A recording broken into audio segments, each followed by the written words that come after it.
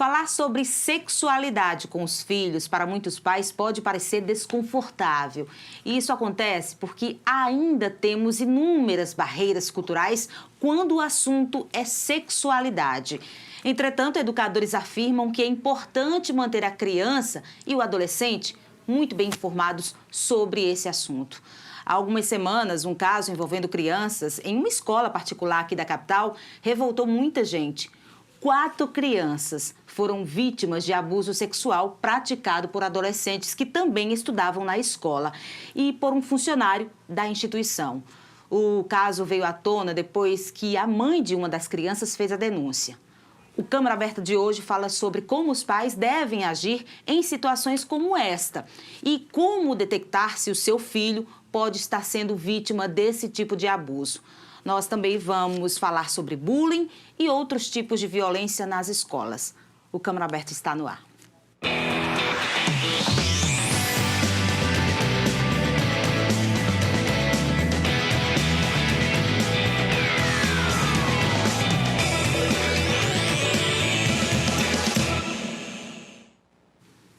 Você que está em casa nos acompanhando, seja muito bem-vindo ao Câmara Aberta. Aqui com a gente, para nos ajudar nesse debate, a psicóloga infantil Ana Xavier. Olá. Primeira vez que a gente recebe você aqui no Câmara Aberta. Muito obrigada pelo convite. Eu que agradeço. São assuntos bem delicados, né, Ana? E eu queria começar esse programa fazendo uma pergunta e queria que você fosse bem didática nela, certo, né? Que é como falar sobre sexualidade com as crianças. E a partir de quando esse assunto deve ser iniciado? Certo. Então, o primeiro ponto que a gente precisa avaliar é até que ponto a criança tem essa consciência da diferença do corpo de um para o outro. Certo? A partir do momento que ela consegue perceber a diferença sexual do menino, da menina, começa a perceber a diferença corporal, a gente já pode abordar esses assuntos. Na faixa de 2, 3 anos, mais ou menos, 4 anos, a criança ela já tem essa noção dessa diferença do corpo do menino para o corpo da menina e vem essas curiosidades. Então, a partir daí, os pais já podem estar começando a falar um pouquinho, não da sexualidade, mas a questão do corpo, da diferença de um do outro, o que é que pode fazer, o que é que não pode, se pode ficar... A questão da roupinha, né? Quem pode cuidar? Então, são coisas que a gente tem que trabalhar de uma forma bem tranquila para que a criança ela possa entender e compreender e consiga lidar com essas situações caso venha acontecer, como você estava falando no comecinho. É o pai e a mãe que chama e diz, olha, a gente vai conversar sobre esse assunto, ou ele deve ir acontecendo naturalmente? Vai surgir. A criança, por si só, já traz essa curiosidade. Mas a partir dos 3 anos? Pode começar a perceber a diferença. Tem muitos casos de algumas crianças que, por exemplo, toma banho com a mãe, um menino que toma banho com a mãe, ele vai começar a perceber essa diferença no corpo da mãe. Não, o meu corpo é diferente do dela. Então, daí começam a surgir as diferenças. Na escola, por exemplo, no momento que está tomando banho, né, na hora de tomar o banho no colégio, tudo. Então, ele começa a observar a menina, o menino começa a observar a menina. Então, são daí que começam as descobertas. Por si só, a criança ela já vem com essa curiosidade. Essa conversa com os filhos, né? Não pode... Essa conversa dos pais com os filhos não pode, de repente, despertar a curiosidade? Porque o que a gente vê, muitos pais com medo de iniciar essa conversa, esse diálogo, e acabar despertando uma curiosidade muito cedo.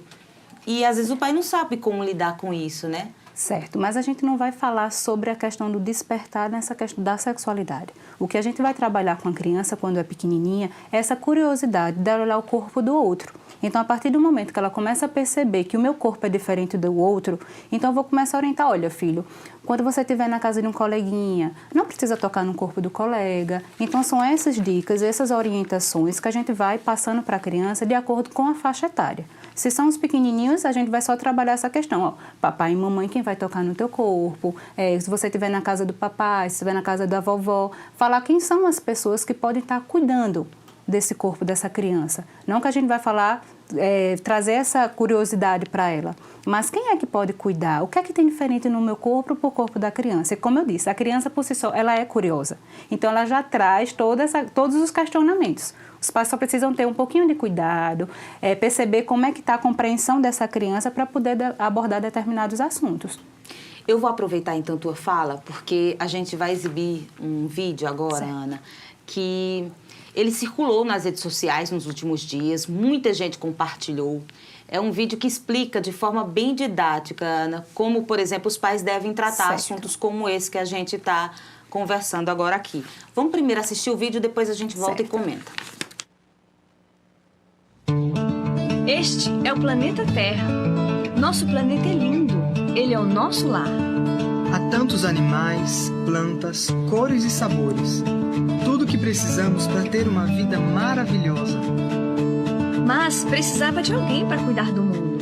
Foi por isso que o homem foi criado, para cuidar do mundo e ser muito feliz aqui. Mas é melhor serem dois do que um. Olha quem veio ajudar. A mulher que, junto com o homem, vai cuidar do mundo. Mas nem tudo no mundo é bom. Você precisa saber para se proteger. No mundo também existe o mal, que sempre quer trazer coisas ruins para nossa vida. Você precisa aprender a ver quando o mal está por perto e se proteger. Cada parte do seu corpo é muito importante e tem uma função. Olhos para ver, pés para correr, ouvidos para ouvir e boca para comer. Mas algumas partes são íntimas. Sabe o que isso quer dizer? Íntima significa que só você pode mexer. As outras pessoas não devem tocar. Mas o mal quer nos enganar e usar pessoas para nos machucar. Mas que bom! No nosso coração, nós temos um radar para saber quando o mal quer nos pegar. Sabe como usar o seu radar? Não? Pois eu vou te ensinar. Bons toques nos fazem sentir bem. Seu coração, que é o seu radar, se sente feliz, protegido e amado de montão. Maus toques nos deixam confusos. Não sabemos se o que estamos sentindo é bom ou ruim. Maus toques são feitos às escondidas. É pedido silêncio. E seu radar sente vontade de chorar. O contato físico com parentes e amigos não deve causar desconforto em você. Há pessoas que fingem ser boas na frente dos outros, mas querem fazer o mal quando estão sozinhas com você. Não deixe isso acontecer. Conte para alguém. Quando alguém quiser lhe mostrar suas partes íntimas ou ver as suas, não permita. Se precisar, grite, corra e conte para alguém. Respeitar os adultos não quer dizer que devemos obedecer cegamente a eles. Se alguém lhe forçar a mexer nas partes íntimas deles ou nas suas, diga não. Não tenha medo. Não importa quem seja, corra e conte na mesma hora para alguém. O silêncio é o maior amigo do mal. Se alguém fez essas coisas com você, não importa se fez ameaças, se falou que ia te bater ou matar sua mãe, ou mesmo lhe ofereceu presentes em troca do seu silêncio. Não fique em silêncio. Quem agiu errado foi ele e não você. Tirar fotos ou filmar é legal, mas tem pessoas que querem fazer o mal. Se te chamarem para tirar fotos sem roupa ou com alguém mexendo nas suas partes íntimas, diga não e conte para alguém. Pessoas estranhas parecem legais. Por isso, o seu radar pode não enxergar o mal em alguém. Por isso, nunca aceite nada de estranhos. Seja educado, agradeça e saia de perto. E ainda, se alguém te chamar para ver pessoas sem roupa na internet ou em revistas, diga não e conte para alguém. Quando você não conta para alguém o mal que aconteceu, o mal só vai ficando mais forte e ele quer prender você. Se você não contar, o mal sempre vai continuar. Então, o que você vai dizer para o mal? Não! E assim, o mal vai correr de você e nunca mais lhe fazer mal. Não! Abuso sexual, não! Não vou ficar em silêncio! Não vou deixar que toquem nas minhas partes íntimas. Não vou deixar que abusem de mim. Não vou aceitar nada de estranho. Pois é, Ana, a gente viu aí um vídeo bem didático, né? Muito. E aí a minha dúvida é, esse vídeo, ele foi feito para os pais ou para as crianças? Eu poderia, por exemplo, mostrar para a minha filha de 6 anos, ela iria entender como é que funciona? Ela iria entender, só que é muito mais fácil o pai e a mãe estar tendo esse diálogo com ela, certo? Falar sobre a questão do corpo dela, como ele mesmo vai explicar. Até que ponto é um carinho sadio ou um carinho de um abuso? certo? Então, a partir do momento que a gente começa a falar sobre essas demandas, os pais com a criança, porque isso são questões que vão aparecer. Até porque na escola vai abordar a questão de ética, a questão do contato com o outro, questão de sociedade, né, das amizades, do afeto. Então, a partir do momento que a criança traz essas demandas do dia a dia da escola, a gente tem como ir intervindo. Mas já crianças de 8 anos, a gente pode sim já trabalhar com vídeos, com imagens, com histórias, porque ela vai conseguir assimilar e ver melhor. Né? É muito melhor a questão mais concreta do que esse abstrato da fala, que muitas vezes a criança ela perde um pouquinho o foco. Mas para os pequenininhos a gente tem que falar de uma forma bem prática, né? Não vai ser expondo um vídeo muito longo que ela vai conseguir compreender. Mas esse diálogo dos pais com a criança é bem mais favorável, é bem mais importante, não só os vídeos. Então, quando eu trago essa criança para perto de mim, que eu vou trabalhar com ela toda essa questão, olha, filha, quem é que pode tocar no teu corpo? Quem é que pode cuidar de você? Quais são as formas de carinho? Né? Até mesmo trabalhar a questão do toque entre as crianças. Né? Até que ponto o coleguinha gosta do teu abraço? Até que ponto a gente pode chegar abraçando forte? E também tem que trabalhar isso entre eles. Né? Que não são todas as crianças que aceitam esse contato afetivo muito forte de abraçar, de beijar. Então, são coisas que os pais precisam estar abertos para o diálogo e conversar de uma forma bem natural, para não despertar essa curiosidade. Por que minha mãe está conversando sobre isso? Por que meu pai está trazendo esse assunto? Então, certas coisas de sexualidade em si, a escola, o dia a dia, o contato dessa criança com a outra, já vai trazer essa demanda. Então, os pais precisam só não se assustar quando a criança vier falar sobre sexualidade, ou porque eu vi coleguinha beijando fulano, eu vi coleguinha abraçando mais forte. Ah, mamãe, papai, eu estou namorando. Então, assim, são assuntos difíceis e delicados? São, mas os pais precisam estar atentos e trazer essas crianças para perto para eu poder estar orientando. Isso pode começar na escola, então, educação sexual na escola. Não que seria a questão da educação sexual só na escola em si, mas como a criança ela vai trabalhar corpo humano, as partes do corpo, então ela já começa a ter uma curiosidade do corpo diferente. Porque essa é uma outra conversa, né? Nesse Isso, caso seria para alertar mesmo. Alertar. Olha, se isso acontecer, sinal vermelho. Né? Exatamente. Olha, se alguém chegar de estranho querendo abaixa o shortinho, a blusa, não pode. Ana, foi exatamente o que aconteceu na escola, né? No depoimento da criança, de uma das crianças, ela dizia justamente isso, que não sabia o que estava acontecendo, achava que aquilo era normal. Até que ponto é normal, até que ponto eu posso, e fora as ameaças. E começou a machucar, né? E quando começa a machucar... Exatamente. Não é uma coisa legal, não está sendo carinho. Então, assim, é importante os pais trabalharem com as crianças para que eles entendam até que ponto é sadio esse carinho, quem pode fazer esse carinho. Né? Que carinho é interessante? O toque, um abraço. Então, assim, são coisas que os pais precisam estar sempre trabalhando com as crianças, dependendo da idade, de acordo com a faixa etária de compreensão. Agora, a gente ia fazer uma pergunta, mas o diretor acabou de dizer que a gente tem que fazer um intervalo. A gente vai fazer, na volta, a gente fala sobre isso e outros assuntos também, inclusive sobre como lidar com uma criança, por exemplo, que sofreu um abuso. Câmara Aberta faz uma pausa, volta daqui a pouco.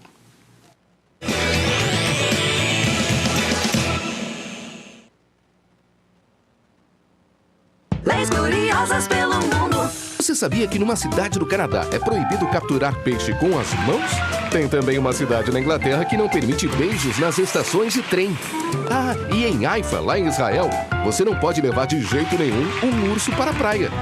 Existem leis que você não conhece, mas as de João Pessoa você pode conhecer. Acesse o site da Câmara Municipal e veja todas as leis municipais e os projetos que estão em tramitação na Câmara. Transparência é cidadania e a gente leva isso a sério. Você fica constrangido quando encontra uma pessoa com deficiência? Então, está na hora de mudar. Deficiência não é doença e essas dicas são para você. Ao conversar com o cadeirante, procure sentar-se. Assim, vocês mantêm a mesma linha do olhar. Para ajudá-lo a subir um degrau, segure a cadeira com firmeza e incline para trás, levantando as rodinhas da frente.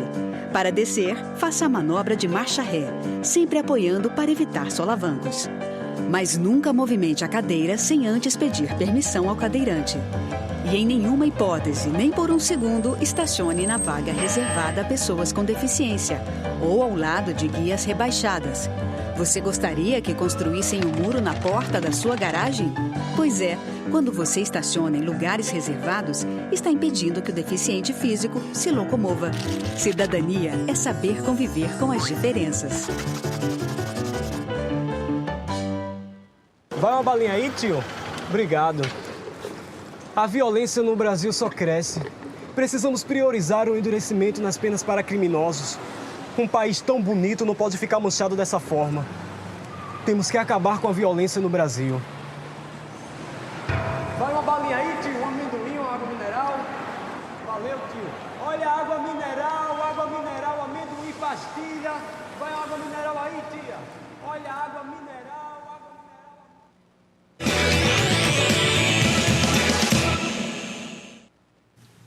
O Câmara Aberta está de volta hoje, recebendo aqui no nosso estúdio a psicóloga infantil Ana Xavier.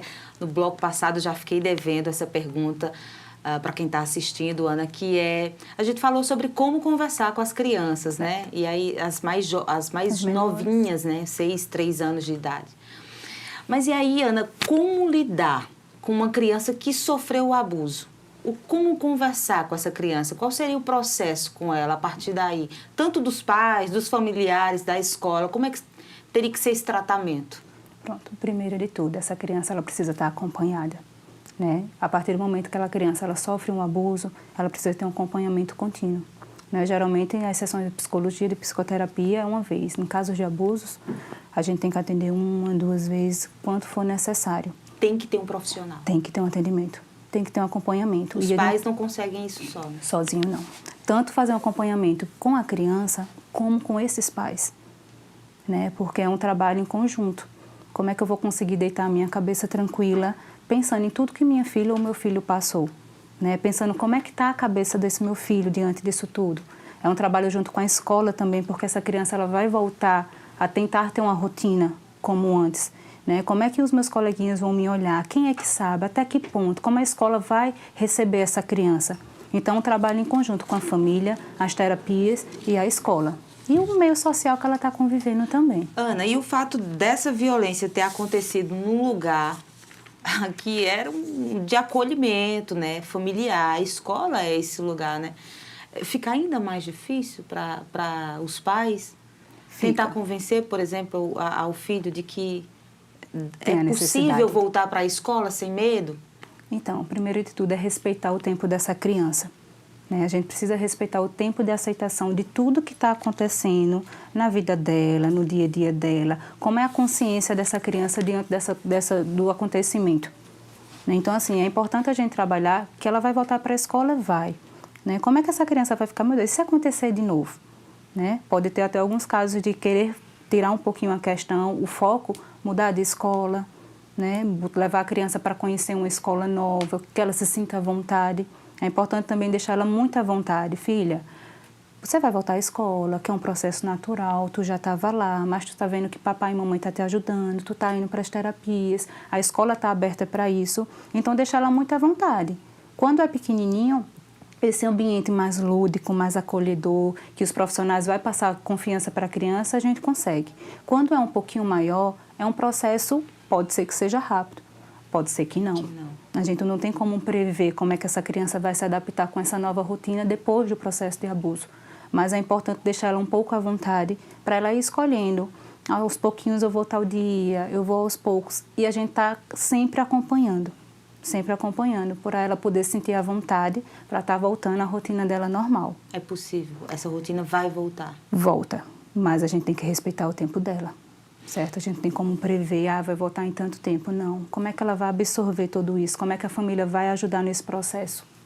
A gente está falando até agora sobre a criança que foi vítima, né? Ou que pode ser vítima. Mas tem também, nesse caso, por exemplo, que a gente citou no início do colégio, o abusador também é uma criança, né? Eram adolescentes, 4 adolescentes. Eles precisam de cuidado, de tratamento também, né? Também. A gente precisa... Deixa eu te fazer uma pergunta. Os pais, é possível que os pais tenham conseguido detectar isso em casa? Que havia alguma coisa de errada? com aquele adolescente que estava praticando essa violência com os colegas na escola, o pai pode ter detectado, pode ter percebido isso ou não, Ana, isso passa mesmo. Porque essa criança também pode ter sido abusada já, né? Exatamente. Pode ter passado por esse processo, não necessariamente tão forte, mas alguém ter influenciado. Né? O abusador, geralmente é sempre o histórico dele é de que possivelmente ele foi abusado. Então, o que a gente precisa avaliar quando entra nessa parte do adolescente, da criança que comete o abuso, do adolescente que comete o abuso, muitas vezes esses pais eles não observam. Né? Eu sempre costumo orientar que a gente precisa estar perto dos adolescentes. Eu preciso conhecer o meu filho, eu preciso saber quem são os amigos, eu preciso saber como é o ambiente social, né? Para onde ele vai, com quem ele vai. Eu sei que hoje em dia a correria do dia a dia, do trabalho, né? Pai sai cedo, a mãe sai cedo, muitas vezes ficam com babá, ou então vai e volta com a van, está um pouco afastado. Então, para eu poder ajudar e conhecer o meu filho, eu preciso estar perto. Eu preciso procurar saber como é que está na escola, quem são os amigos, para onde ele vai. Eu preciso estar aberto para até para as situações mais difíceis, meu filho ele perceber que mesmo que ele esteja errado, ele precisa conversar. E muitas vezes os adolescentes hoje em dia, eles têm receio de falar sobre determinados assuntos. Muitas vezes esses adolescentes ele nem consegue chegar perto desses pais. Então, assim, o pai que está perto da criança ou do adolescente, que conhece o temperamento, eu consigo perceber quando meu filho está preocupado, eu consigo perceber como meu filho não está bem na escola. Então, se eu conheço o comportamento e as emoções do meu filho, eu vou saber identificar se alguma coisa está acontecendo, ou ele está sendo abusado, ou ele está cometendo algum ato e que eu preciso estar alerta para isso. Eu preciso estar dentro da escola, conversar com o coordenador, conversar com o diretor, como é que está fulano? Porque nem sempre essa dor consegue ser expressada, né? Não. A depender da criança, Não, da idade também. Da idade. Então, tem algumas crianças que chegam do colégio. Como foi a escola? Bem, pronto. O pai está satisfeito com a resposta, não questiona mais. Tu fez o que no colégio? Nada demais. Não questiona. Não, mas quem foi hoje? Todos os seus amigos foram? Então, deixa essas perguntas para lá, por conta da correria do dia a dia. Então, a gente precisa estar perto dos filhos. Eu preciso questionar, eu preciso conversar, eu preciso trazer essa criança, esse adolescente para perto. A escola ela tem a obrigação de fazer um trabalho moral? Tem, mas ela está focada na parte pedagógica. Então, os pais eles precisam estar atentos. O que é que eu preciso mostrar para o meu filho? O que é certo? O que é errado? Se ele errar, quais são as consequências? Do pequenininho ao adolescente. O adolescente, no caso, a conversa é diferente? Assim? Muito. Por exemplo, a gente falou no início sobre com os menores, como é que esse diálogo deveria acontecer. No caso de uma criança de 10, 11 anos, essa conversa pode despertar nela a curiosidade realmente por essas questões, né, relacionadas à sexualidade, o desejo de conhecer. Pronto. O que a gente tem que ter cuidado e conversar com essas crianças é sobre o cuidado com o seu corpo. A partir do momento que eu trabalho com a criança, cuidar do meu corpo, quem pode tocar, o que é que eu posso fazer, o que é natural, o que não é, ele não vai ter essa curiosidade. Mas a gente sabe que dentro da escola existe um processo de imitação. Né? O que eu oriento para o meu filho em casa pode ser diferente dos pais que orientam a coleguinha dela da escola, o colega dele da escola. Então, tem muita questão do processo de imitação, o que eu escuto. Então, é importante, mais uma vez, trazer essas crianças e esses adolescentes para perto para a gente poder entender o que é que fulano está falando para o meu filho. Né? Como é a rotina da casa do colega do meu filho? Para a gente poder estar abordando determinados assuntos. Mas, a partir de 10, 11 anos, esse diálogo ele pode ser mais aberto. Mas sempre falando do cuidado com o corpo. Para que serve? Né? Como mostrou no vídeo. Para que servem os nossos pés, os nossos olhos, os sentidos, o corpo? Quais são as funções? Até que ponto é um carinho? Até que ponto está passando um pouquinho de limite? Então, são coisas que os pais podem estar orientando de uma forma tranquila, aberta, de acordo com a faixa etária. Mas com 10, 11 anos, a gente já pode estar conversando um pouquinho mais. Eu prometi nesse programa que a gente ia falar sobre bullying, outros tipos de violência, né, nas escolas. O assunto está tão interessante, eu acho que vale a pena a gente continuar com essa conversa. Mas eu queria fazer uma pergunta, Ana, é com relação à frustração mesmo. Assim, a nossa geração sabia lidar melhor com frustração? Sabia. E está muito associada às questões do bullying, né? Também. Mais uma vez eu volto. Hoje em dia, o corre-corre, a rotina dos pais, em casa, tem criança que estuda em tempo integral, que sai de manhã, volta tarde. Então, por conta dessa ausência, muitas vezes, do dia a dia afetiva, alguns pais acabam muito materialistas. Não são todos, mas A criança fica muito no tablet, a criança fica muito na televisão. Então, a partir do momento que a gente começa a quebrar certas coisas, as crianças hoje têm intolerância. Do não pode escutar, tem que ser tudo na hora. Essa questão dessa permissividade. Então, as crianças hoje em dia estão, sim, com esse processo de intolerância à frustração. Não pode receber um não, o coleguinha não pode pegar alguma coisa pedir desculpa. Hoje em dia as crianças elas estão com essa dificuldade por conta até da própria rotina, da facilidade, da permissividade. Também, né? Mais muito irritadas. O que é que a gente tem que ter cuidado? Uma criança de 6 anos se irrita com uma facilidade hoje em dia. Por exemplo, essa história do tablet, né? A gente às vezes até tenta conversar para sugerir, deixar o tablet, mas eles se irritam muito fácil. Muito. E a gente tem que ter cuidado que o excesso, né, no tablet, no vídeo, nessas coisas da tecnologia em si, por si só ele já causa uma irritabilidade, a questão do déficit de atenção, de memória, são coisas que vão influenciando, um comportamento vai influenciando o outro. Então a gente tem que ter muito cuidado, é desde pequenininho. Não é porque o meu filho é pequeno que ele não pode escutar um não, ele deve escutar um não. Para quando chegar nessa faixa etária de 8, 6, 7 anos, já ter passado um pouquinho desse processo de frustração, que na psicologia a gente vai avaliando por volta de 2, 3 anos, já tem que estar quebrando aí, tem que estar aceitando mais. Que interessante, 2, 3 anos. Agora, resiliência nas crianças, como a gente faz para estimular? Desenvolver essa resiliência, porque nós, adultos, a gente ainda tenta trabalhar isso, né? Nem todo mundo consegue ter.